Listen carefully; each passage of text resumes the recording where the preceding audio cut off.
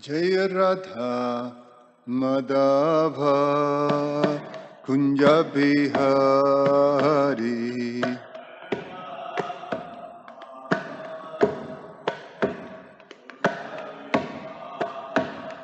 Jaya Radha Madhava Kunja Bihari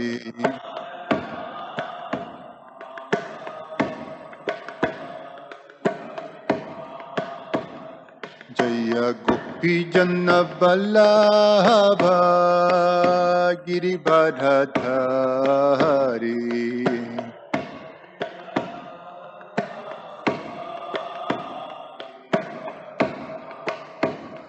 Jaya Gopi Janna Vallabha Girivardhari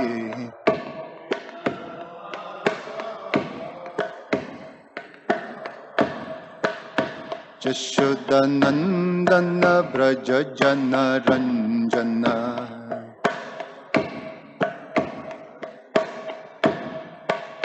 Jashodanandana Braja Jana Ranjana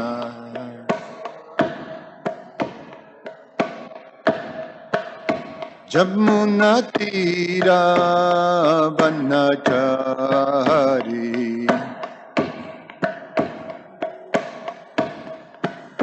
Jamuna Tira Vanachari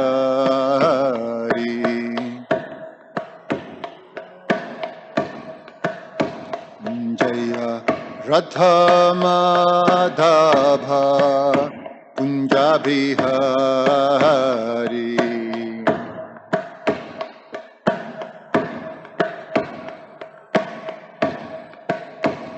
Jaya Radha Madhava Kunja Bihari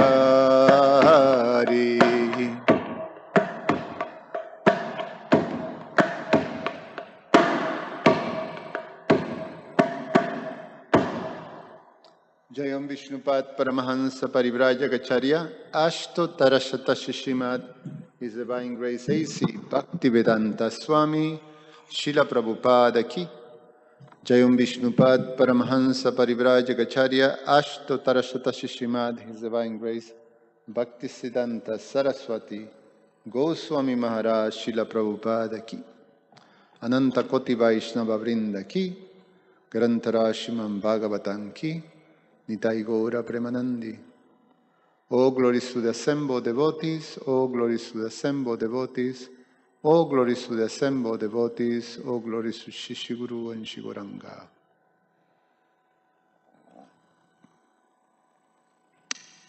Om Namo Bhagavate Vasudevaya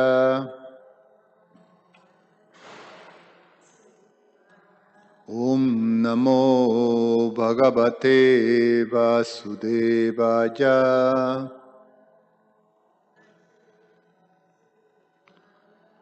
Om Namo Bhagavate Vasudevaya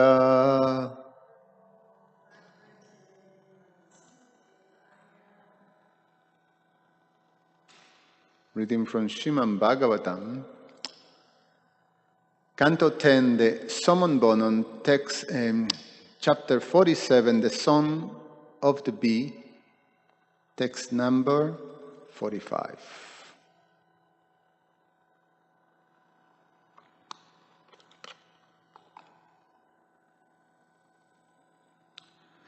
Kasmat Krishna iha jati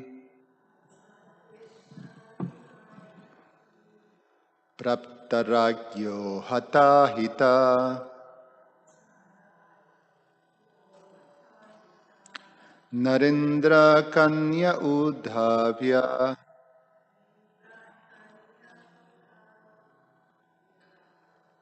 Narendra kanya udbahya Brita sarva suhit brita Kasmat Krishna iha jati praptaragyo hatahita Narendra Kanya Udbahya Prita Sarva Suhrit Brita Kasmat Krishna Ihajati Praptarajyo Hatahita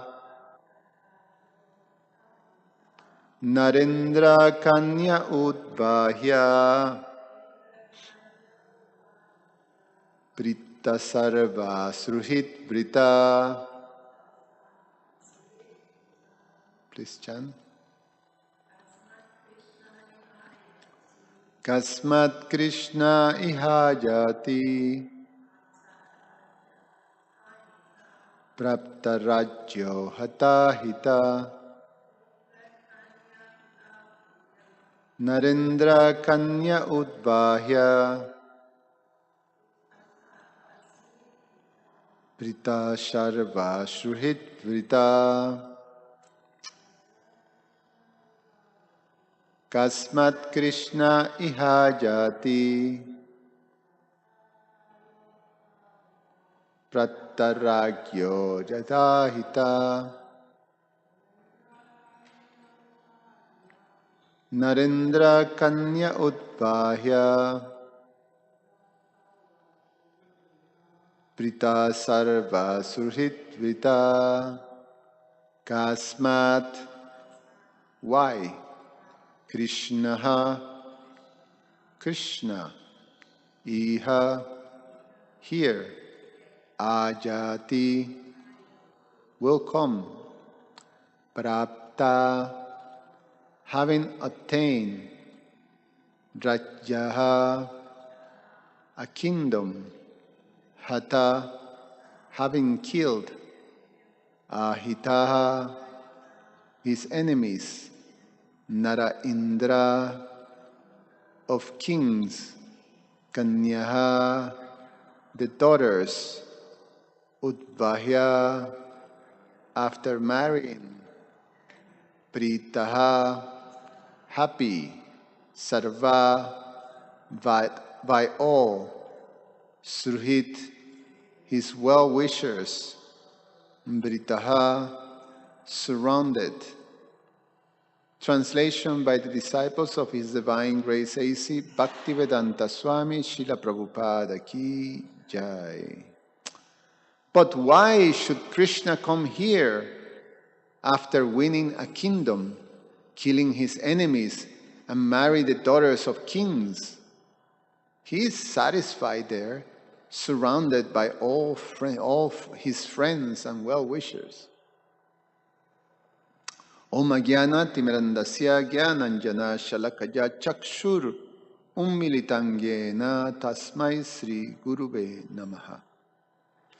Namo Om Vishnupadaya Krishna Prasaya Bhutale Srimate Romapada Swami Iti Namine. Namo Om Vishnupadaya Krishna Prasaya Bhutale Srimate Bhaktivedanta Swami Iti Namine. Namaste Saraswati Deve Gauravani Pracharine Nirveshesha Shunyavadi Pashatyade Satarine. Vancha kalpatarubhyascha kripasindubhyaiva cha patitanam pavanebhyo vaishnavebhyo namo namaha.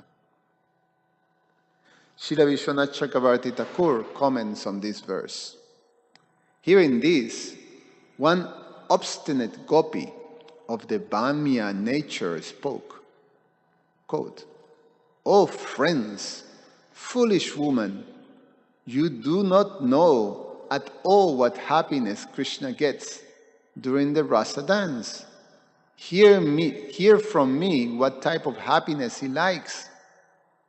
Then she speaks this verse with crooked words. Quote, "Why will he come to Braja? Here, herding the cows is full of difficulties. There in Mathura, he has obtained a kingdom. Here, he can enjoy with cowherd women, and there he can enjoy with so many women. Here, he's a cowherd. There, he's a king. At some time, he will get married. End of quote.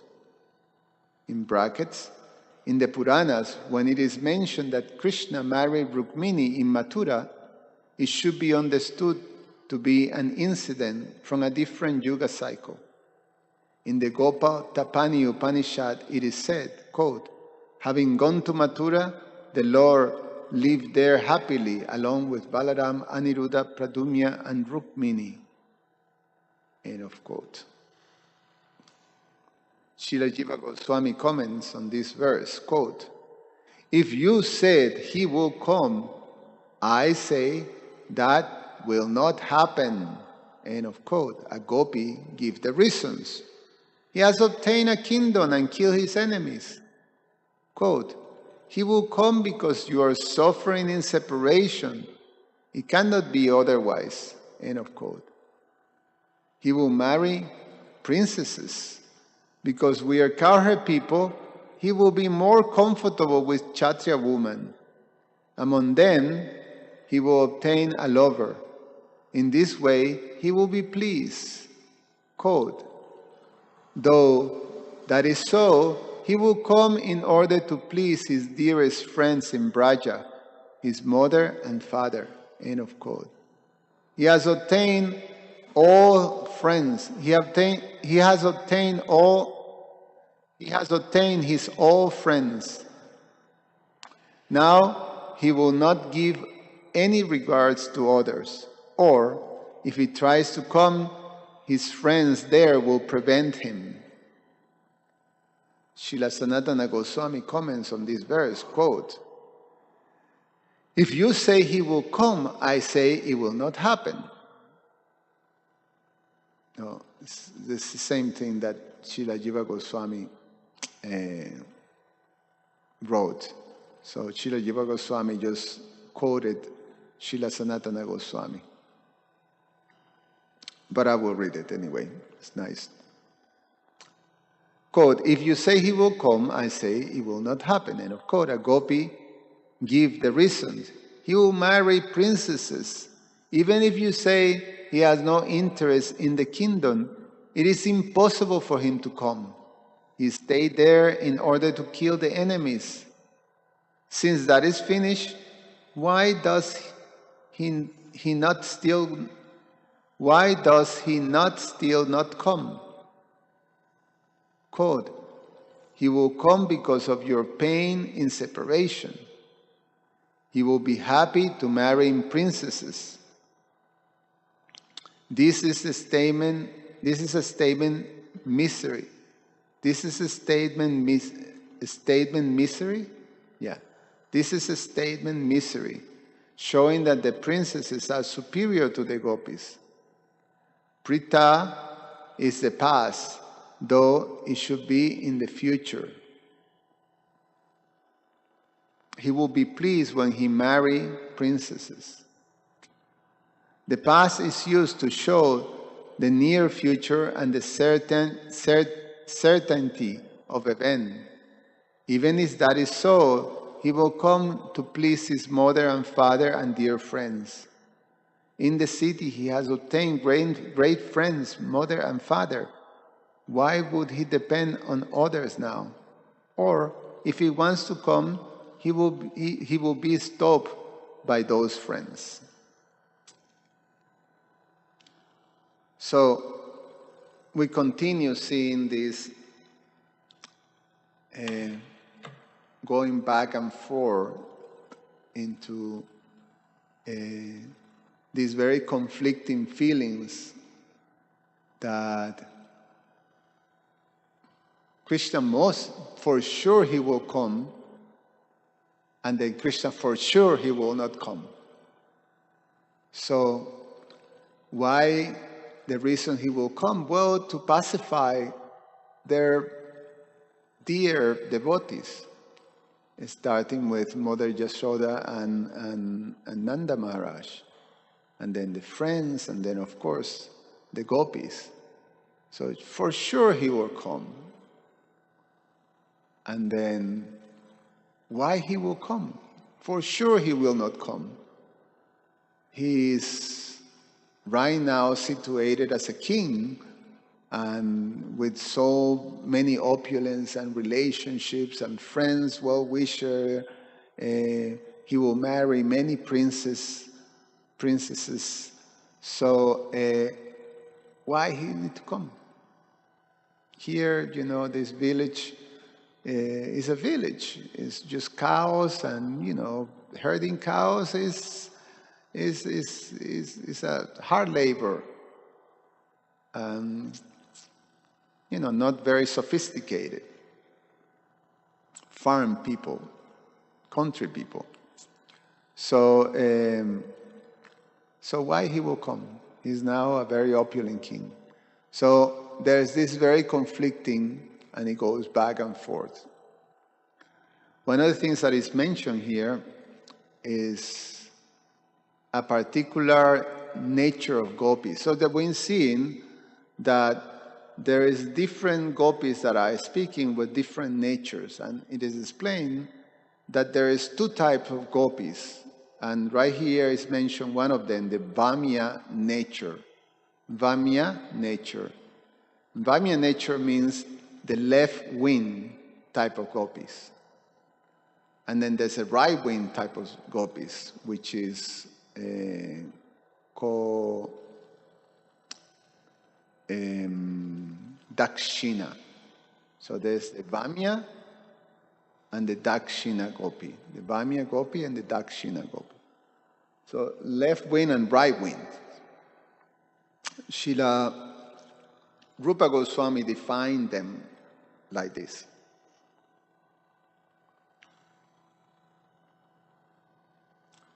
This is from a purport that Srila Prabhupada gave in the Chaitanya Charitamrita, Madhya Lila, chapter 14, text 161.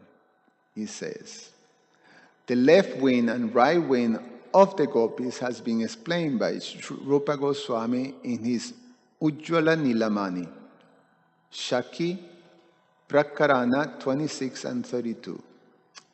The left wing is described in this way, quote, a gopi who is always eager to be jealously angered, who is very enthusiastic for that position, who immediately becomes angry when defeated, who is never under the control of a hero, and who is always opposed him, is called Vama, or left-wing gopi.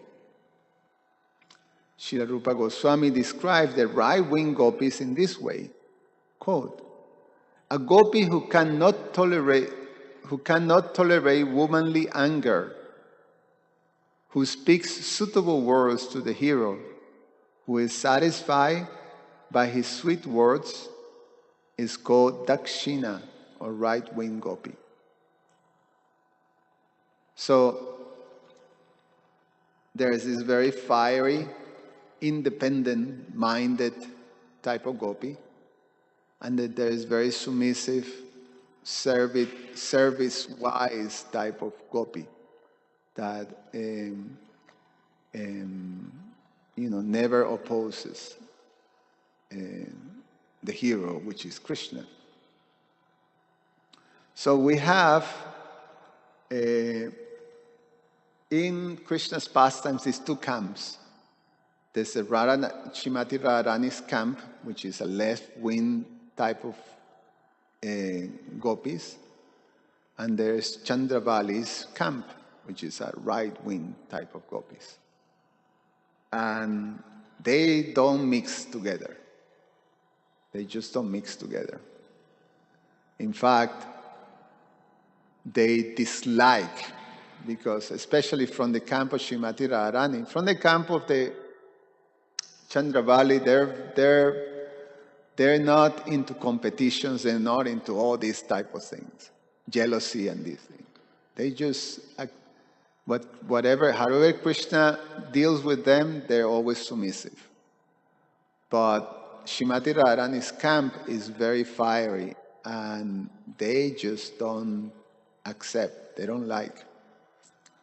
There are some instances of some of the Goswamis who have the mood, who, they're in the camp of Srimati Radharani, and they will become very angry if they hear anything about the other camp, Chandravali's Gopi camp. So there's these two camps. But now we see that right now, when Uddhava comes, then you have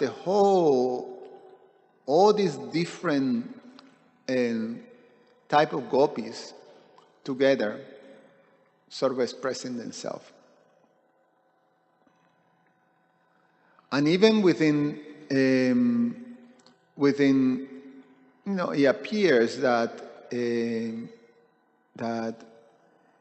the camp of Srimati Radharani, there is different variations. There is the unmarried gopis that are described. There is that they express themselves in this narration. And there's other types of gopis that they are saying, no, Krishna will come, Krishna, or some, we hear just some that said, it really doesn't matter. We just feel happy that Krishna is, if we understand that Krishna is happy, then we'll be very happy. And then some say that actually, why we feel very unhappy because we know Krishna is unhappy. Because Krishna can only be happy here in Vrindavan. Because we give the best enjoyment to Krishna. The whole combination of their service and the land of Vrindavan is unmatchable. So there's no way Krishna can be happy there in Mathura. So, and then some say, you foolish woman, he won't come back. He's very happy there. What do you know about happiness? So there's all this diversity of opinions that we have in here. And one of the things that we can observe is that although there's this great diversity and difference of opinions, they remain quite together in just one single purpose, which is Krishna's satisfaction, Krishna's happiness. That's what defines the gopis, and that's where they're being glorified in this chapter by Uddhava as the topmost devotees of the Lord, whose contribution is quite unique in terms of devotion and religion. Uddhava mentions earlier. And so within that most exalted group of devotees, so you see all this diversity and this perfect union in the single purpose of satisfying Krishna. That the whole meditation is simply Krishna satisfaction and is completely selfless. The fact that we may see externally that there are gopis that are jealously angered, that, when one try to understand that type of negative emotions, then what relates to, we related to the way we experience that types of emotion in this realm, and is negative. We qualify it as negative. We qualify it as something that is toxic and creates conflict and creates difficulties not only for the person, for also others. But in this realm of these pure devotees, this type of mood is there simply to give satisfaction to Krishna. And we see it in the expressions of Srimati Radharani, who is a left-wing gopi, or is actually, she is the original, this is the source of all gopis. But her mood is of a Bamya, or left-wing. So she gets very upset and jealous.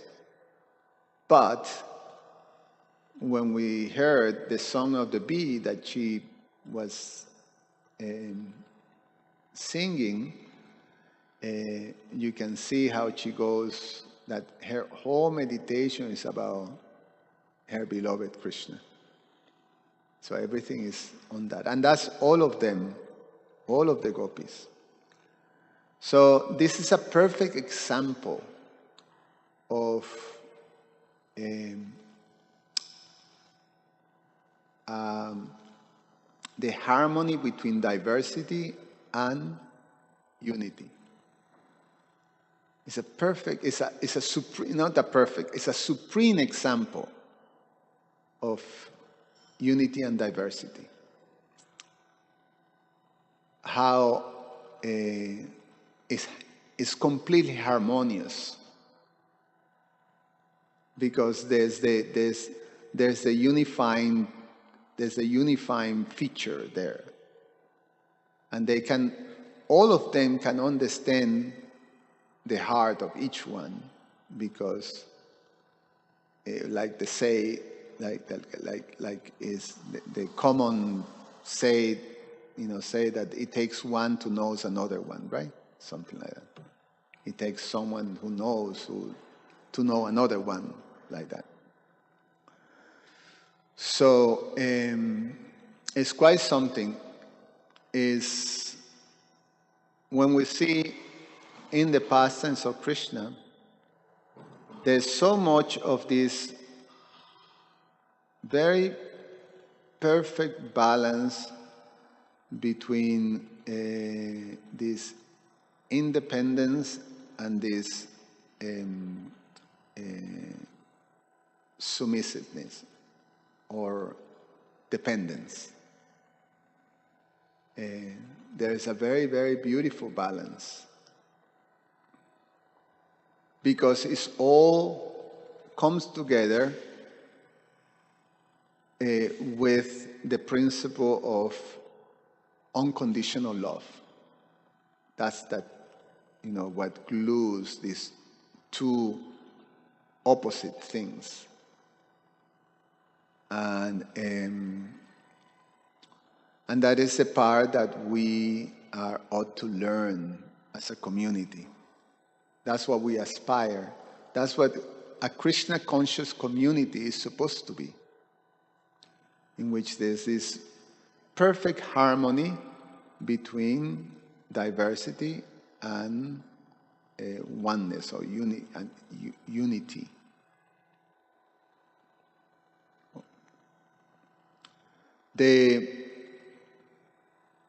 There is these two types of structures that societies and any type of a structure, enterprises, companies, there is a vertical structure and there's an horizontal structure. And the same thing applies to cultures. There's vertical cultures and there's horizontal type of cultures. And then there's combinations too. We have the horizontal cultures or the horizontal structures are more that you have, is flat, and there's more equality, and there's a lot of cooperation, and there's a lot of dialogue that happens among all the members of that structure. And decisions are made by cooperation, like that.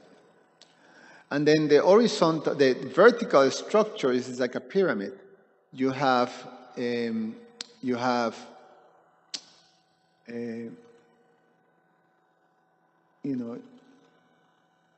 leaders, different layers of leaders, but it comes from the top down, and there's hierarchies. So decisions are made from the top and then follow down in the pyramid. So you have the top, or the single leader, or the single leader. Then there is middle type of leaders, and middle and further leaders, and then you have the masses who simply follow, like that. So the Western cultures tend to be, they favor this horizontal. So you have democracies and things like that. It tends to favor this. The horizontal type of structures, they favor independence. They favor individualities, individual achievements. They favors, in some favors competition, and this type of things. Equality. In vertical type of structures and cultures, is more collectively. The collective is most important. So the individual's aspirations become secondary to the aspirations and the goals of the collective. And then for the achievements, or the aspirations for achieving of an individual becomes quite connected to the status of the group. So if my family you have greater status, and have achieved, the family achieves certain level of status, the individual, that's the pride of the individual. He belongs to that family. He represents that family. He represents that dynasty, that tradition, like that. And that is the focus of that individual. In the horizontal structures and societies and cultures, then it's more about the individual achievements. And so that comes first. So these are things that Western societies favors that. Eastern societies favors the vertical structure. So we have like India, Japan, China, Russia, or the Eastern European countries. They all take the very much is part of the natural culture to accept that type of structures. And then you have Europe, and the Americas, that favors, these horizontal structures. And then even in the spiritual world, we see, like in Vaikuntha, there's a very clear God, Lord Narayan, and then the associates of Lord Narayan, and then the devotees, and the worshippers of Lord Narayan, they all see, it's all in reverence, and it's very clearly like that. And then you see Goloka Vrindavan, in which there's not a concept of God. They don't know Krishna is God. They're all equal. And so it's more an horizontal type of relationship like that. And sometimes, the Gopas, they defeat Krishna, or they play they play tricks at Krishna. There's these instances, in which one Gopa tells Krishna, close your eyes, and tell me what kind of sweets I'm going to give you. And then Krishna closes his eyes and opens his mouth, and then the Gopa puts a dandelion, like that flower thing, with a, puts it, So they do all kinds of pranks. You're doing that to God. So they don't have that concept. Or the Gopis, they fight with Krishna, and they poke Krishna, and they chastise Krishna, or things like that. So it's more this horizontal equality type of thing. So there's all this diversity in there.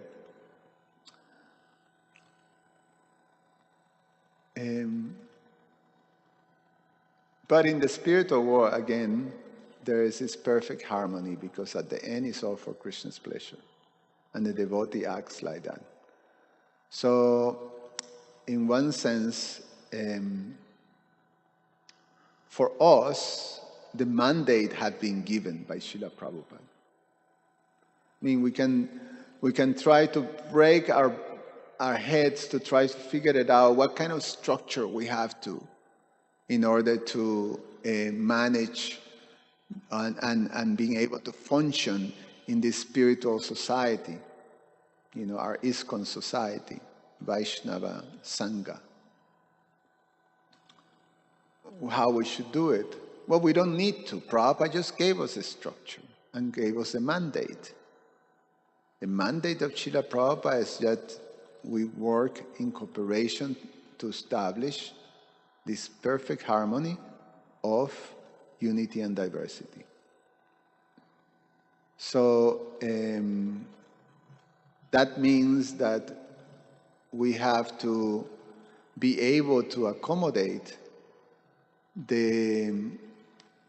both this vertical and horizontal. We have to be able to accommodate it. And there is certain place, so we have to be very tuned in terms of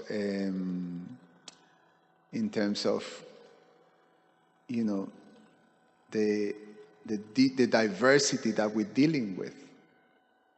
So what is the key to unify this diversity? For some people, say, like here, for our community, we have people that are local, that are Westerners, and people that are from India, and people that are from Russia, and people that are from different backgrounds.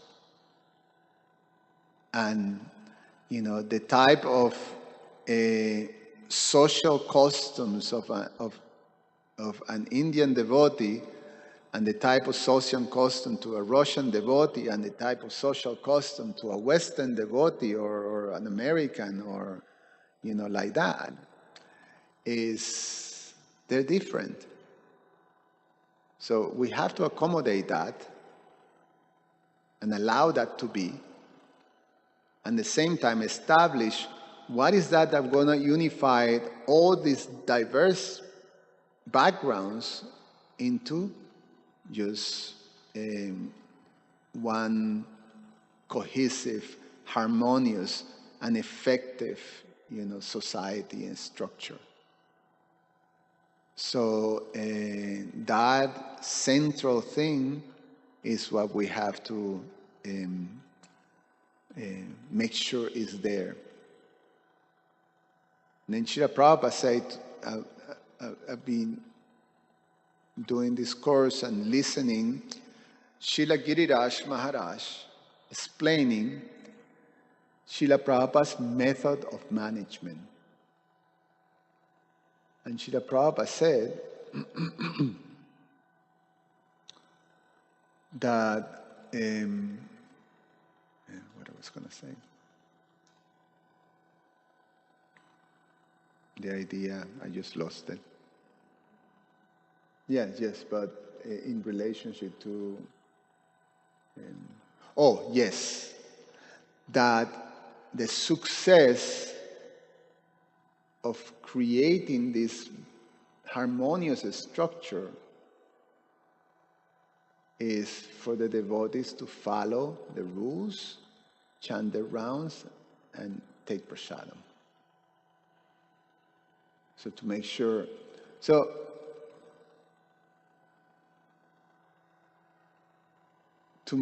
that that's there, that we all learn and we all being able to understand that we all play a part in creating a society, creating a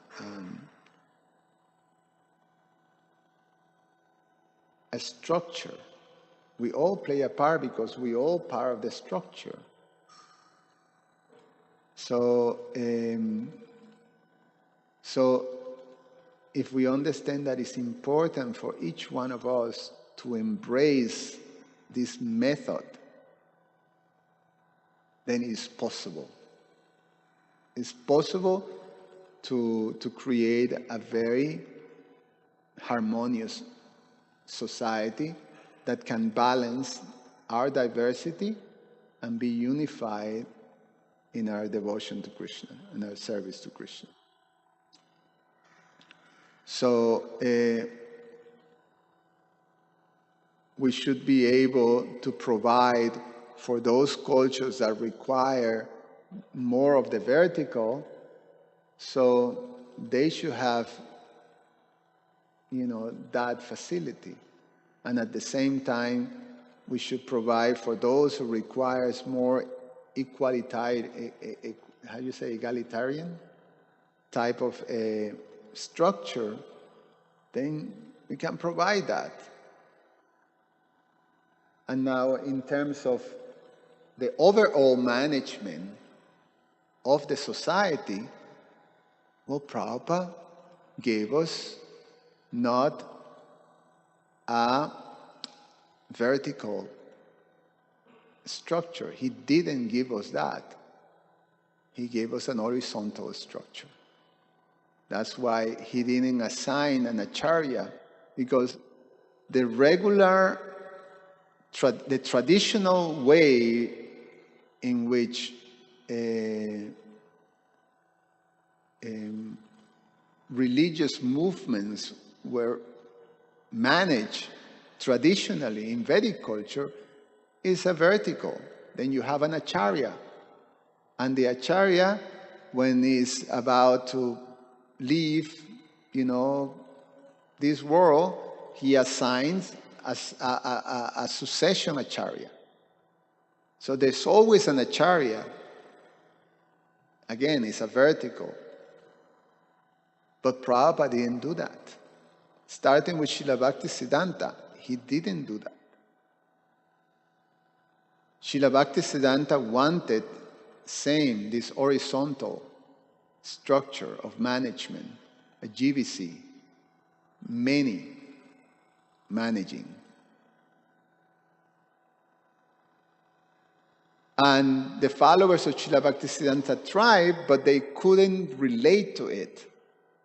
And they moved towards nominating an acharya, and the whole thing collapsed. Srila Prabhupada makes sure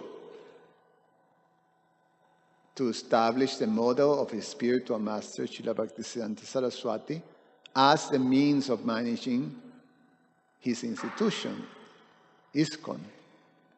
And he gave us that. He gave us the GBC as the ultimate management structure or body for the society. And he gave the mandate, work in cooperation to establish unity and diversity. So that's how this society is managed.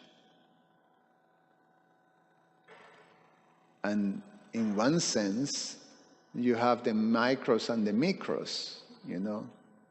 Our macro shows how we should organize ourselves. So we should organize ourselves also in a way that, especially when we're dealing with the world that is full of diversity. Even in India is full of diversity. Tremendous cultural diversity. So this type of arrangement is required. So you can appreciate back to, and I finish with this, the Gopis. What we're hearing here is all this back and forth, you know, different opinions of Krishna and expressions towards Krishna and towards, you know, his living Vrindavan or sending a message through Uddhava, like that. But at the end, it's just the whole purpose is Krishna's pleasure and Krishna's happiness. Any comments or questions?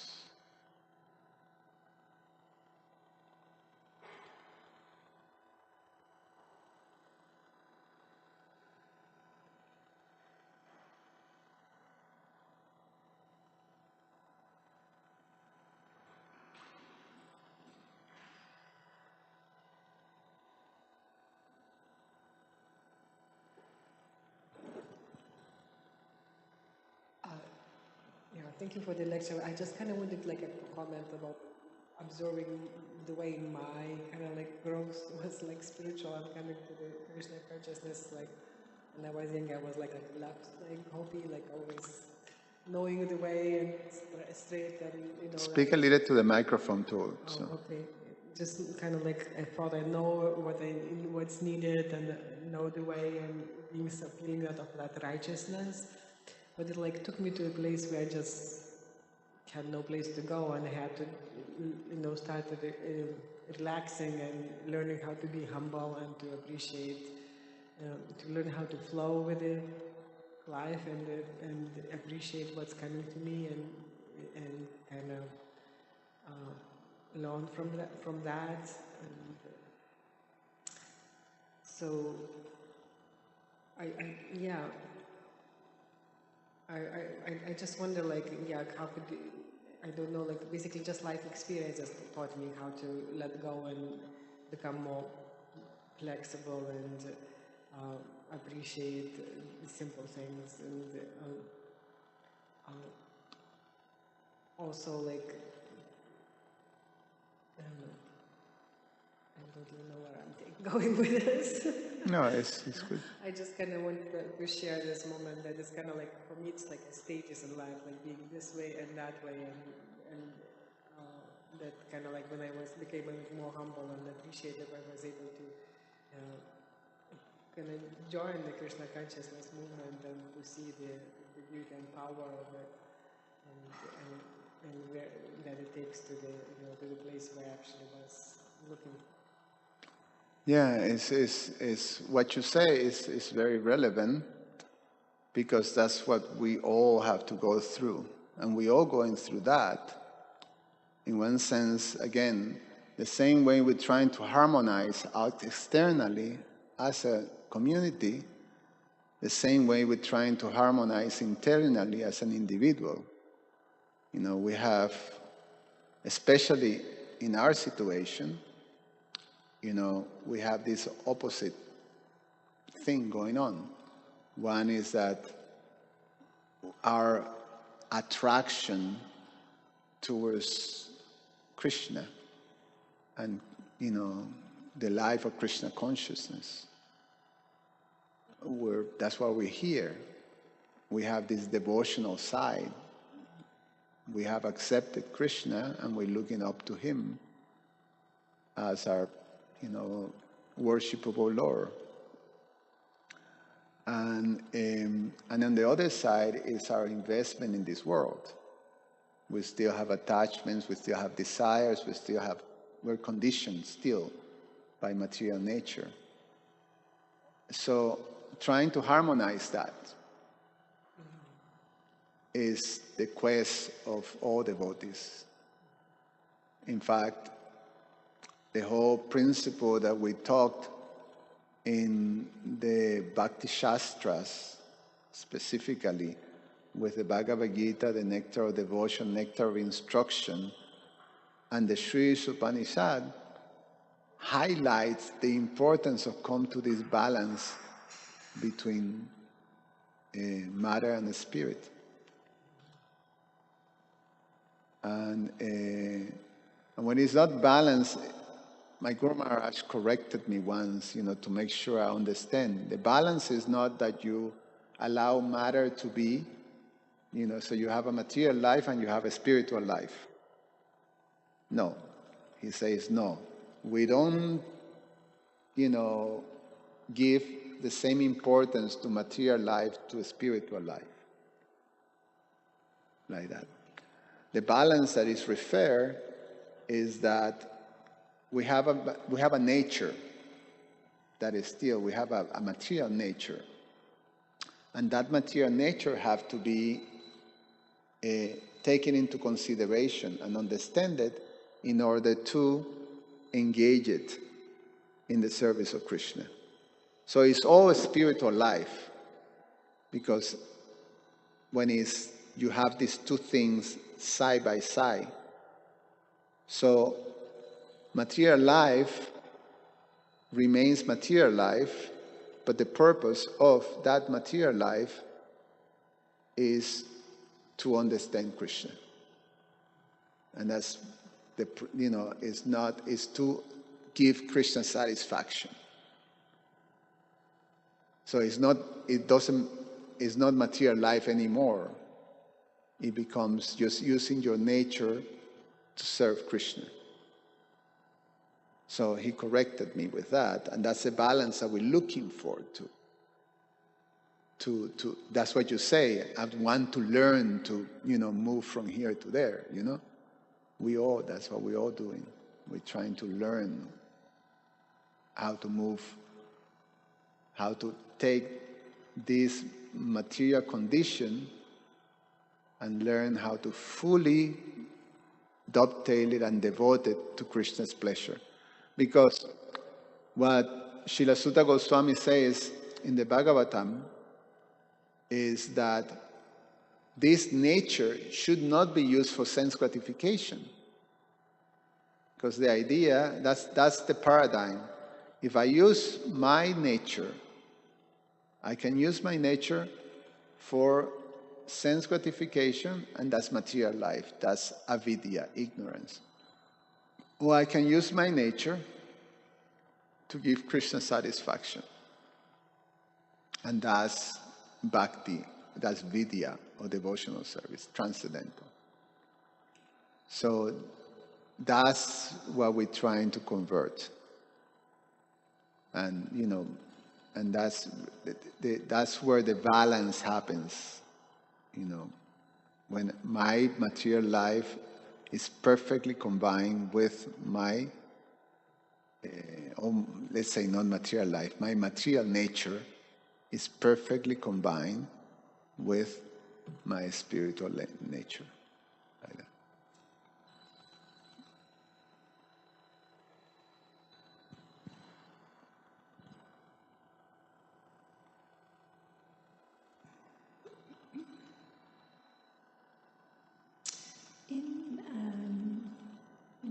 expanding on the,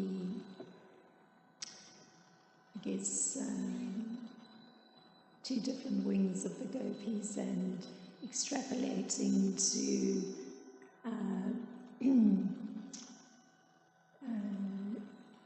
the two different structures, managerial structures that can exist. One of the statements you made was that it's necessary to give persons who are accustomed to the vertical structure, that structure, even though you had outlined that the prevailing structures given by Srila Prabhupada is of a horizontal nature. So, of course, the question presents itself, how would it be perfectly integrated within a horizontal structure that there is space made for the vertical structure for those that are accustomed to that kind of structure?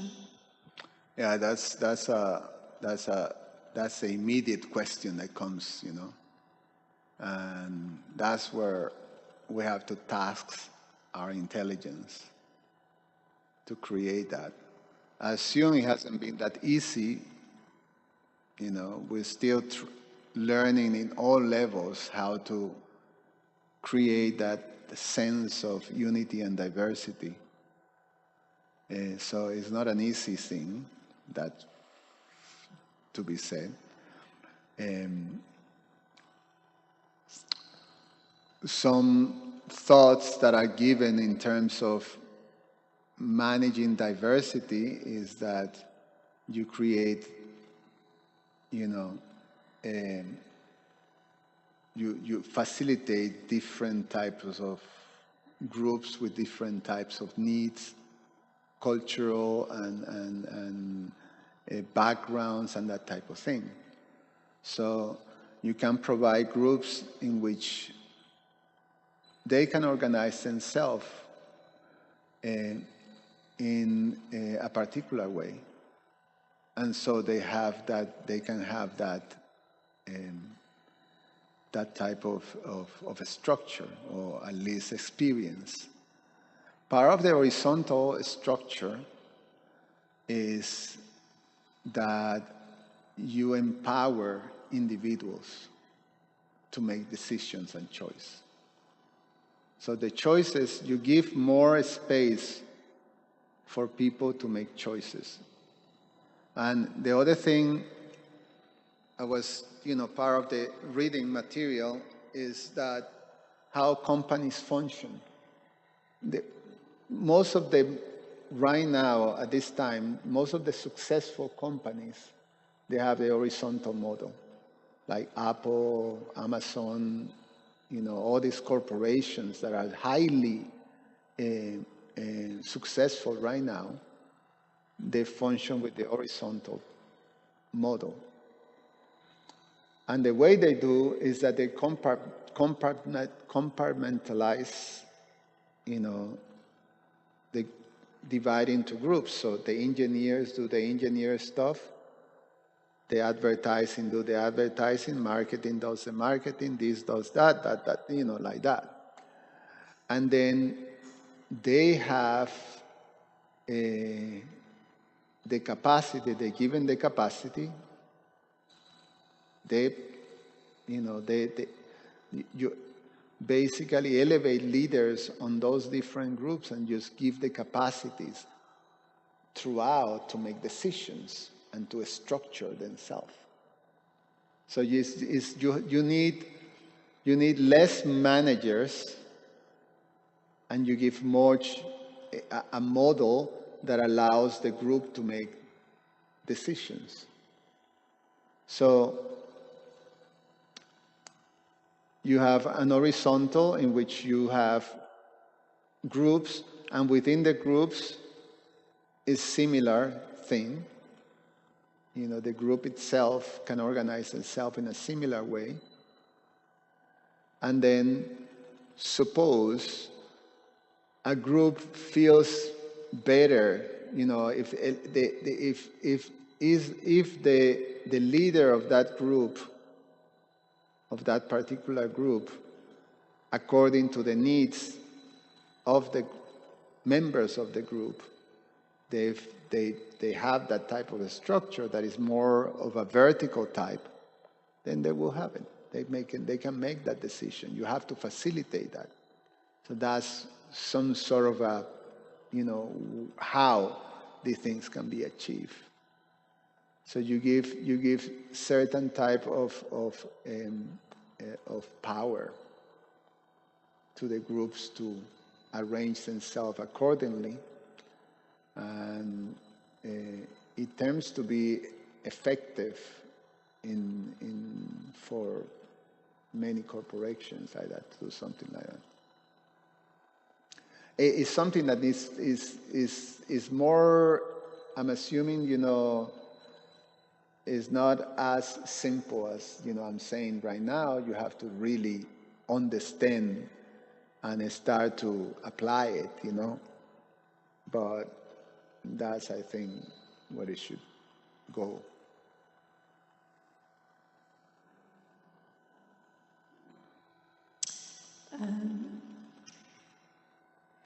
It seems it would imply that there has to be a certain broad-mindedness on the part of that subgroup leader who has to fulfill the needs, let's say, of a kind of vertical structure within his group, but also be able to metamorphose into the horizontal structure on the higher level. Correct. And in one sense, you have to have a sense of your group, and you have to encourage. It's not, pure vertical in one sense. It will be more like horizontal collectiveness, in one sense, or, you have to. It's more like a little hybrids, that are happening. Yeah. I mean, it's like we manage ISKCON. How Prabhupada was brilliant, a brilliant visionary. Srila Bhaktisiddhanta, and Srila Prabhupada. You have an ultimate management body, which is comprised of many individuals of different backgrounds. You have independent temples that are managed by leaders, a temple president, and they all have autonomy within that. So the whole structure in itself, like Prabhupada developed it, is like that. It calls for that. So then, some of the things that we find is that elements within the autonomous, subgroups, or tends to, not apply the overall. It tends to be, vertical, and then, it creates this confusion in our organization. But if we create an organization, if our autonomous temples also applies this principle, same principle, horizontal, but then with autonomies. And within the smaller group, horizontal with autonomous. And like that, we just keep, applying the same. Then at least in the paper looks like it makes sense, Now we see how it can be able to translate into the real world, But the fact is that achieving that on the principle of giving satisfaction to Krishna is the spiritual world, is the Gopis.